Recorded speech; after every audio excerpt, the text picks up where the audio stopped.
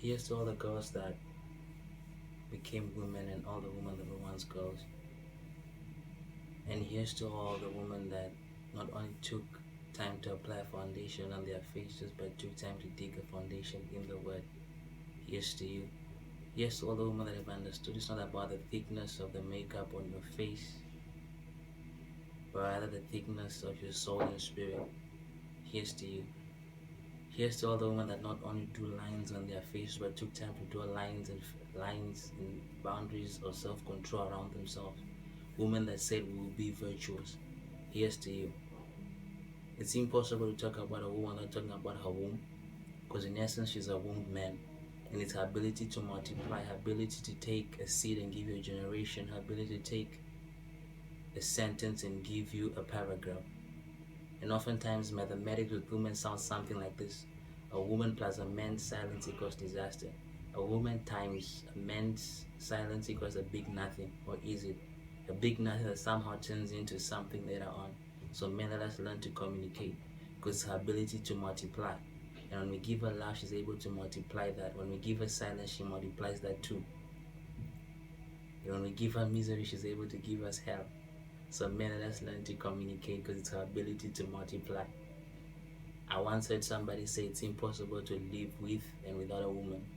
I don't know if I agree, but I do know that a woman has the ability to make the brightest day the darkest day when she's absent or has to go too soon.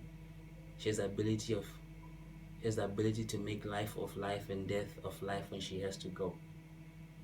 Somebody once said it's impossible to live with and without a woman. I don't know if I agree, but one of the things I believe has to be living with yourself. And the union of man and woman is simply the union of mortal flesh, not an encounter between strangers. And I think that's why us as men get butterflies whenever we are about to hold you, as if an arena of ribs stood cheering your return, and the cheer found its epicenter in our tummy. I mean, isn't that what butterflies are?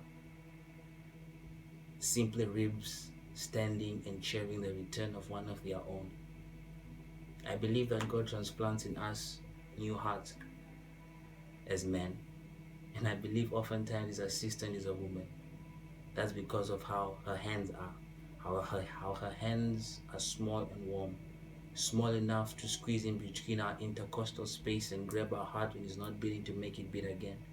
Our hands are warm enough to melt the stone that us as men sometimes build around our hearts in the name of safety. I believe that God transplants in men new hearts, and oftentimes the assistant is a woman. That's just because her hands are small and warm, small enough to touch and reach the places that God's hands are too big to touch, small enough to reach, touch, and stitch the places that God's hands are too big enough to touch. And I believe that He uses her because she's gentle and sensitive. So here's to you. Here's to all the girls that became women, and the women that were once girls but said will be virtuous. Here's to you.